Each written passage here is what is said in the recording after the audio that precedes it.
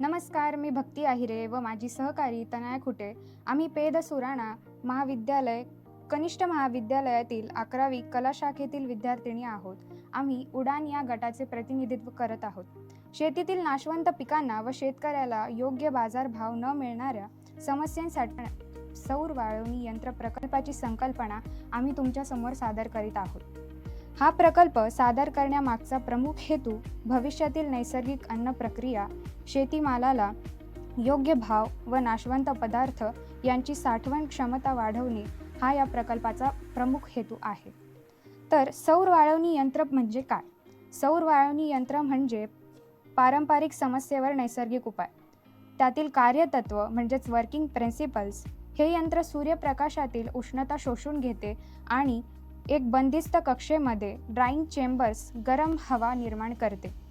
त्यामधील बंदिस्त रचना, या यंत्रणेची रचना पूर्णपणे बंद असल्यामुळे अन्नपदार्थ धुळीपासून आणि कीटकांपासून पूर्णपणे संरक्षित राहतात। द्रुत वाळवणी, गरम हवा अन्नपदार्थातील ओलावा म्हणजेच मॉइश्चर शोषून घेते आणि तो विशिष्ट छिद्रांमधून बाहेर काढते। यामुळे वाळवणीची प्रक्रिया जलद होते। यातील पुढील काही गोष्टी माझी सहकारी तनया खुटे ही सांगेल। तर मी तनया खुटे या सौर वाळवणी यंत्रणेमध्ये कोणते कोणते पिके किंवा कोणते कोणते फळे हे वाळवले जातात यांबद्दल थोडक्यात माहिती सांगते।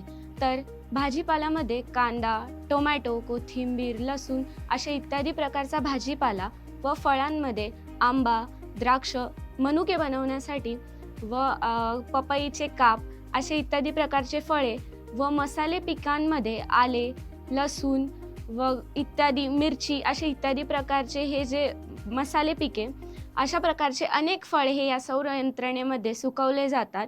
आणि ही सौर यंत्रणेचे थोडक्यात स्वरूप आहे। आपण बघतोच आहे की इकडे हे डोअर म्हणजे इथून आत जाण्यासाठी सौर यंत्रणेत जाण्यासाठी हा मार्ग आहे आणि इकडेच त्या दरवाजाच्या लगतच एक्झॉस्ट फॅन आहे। हा फॅन बाहेरची हवा आतमध्ये आणण्याचे कार्य करतो व आत गेल्यानंतर आपण बघतोच की जे वाळवलेले पिके म्हणजेच ते जे वाळवलेले फळे किंवा पदार्थ आहेत ते वाळवण्यासाठी जाळीदार ट्रे याची रचना आतमध्ये केलेली जाते आणि त्याच्यानंतर त्याच्यावरतीच ही जी चिमणी आहे ते आपण बघतो। ही चिमणी त्या याच्यामध्ये गरम हवा किंवा उष्ण हवा जी निर्माण होते ती बाहेर काढण्याचे कार्य ही चिमणी करते। ती बाहेर गेलेली ती जी उष्णता आहे ती बाहेर गेल्यामुळे त्या पदार्थांवरील आर्द्रता कमी होऊन जाते व तसेच आपण बाहेर बघतो की ते जे पिके आहेत त्यांवरती कीटक किंवा माती किंवा धूळ अशा प्रकारची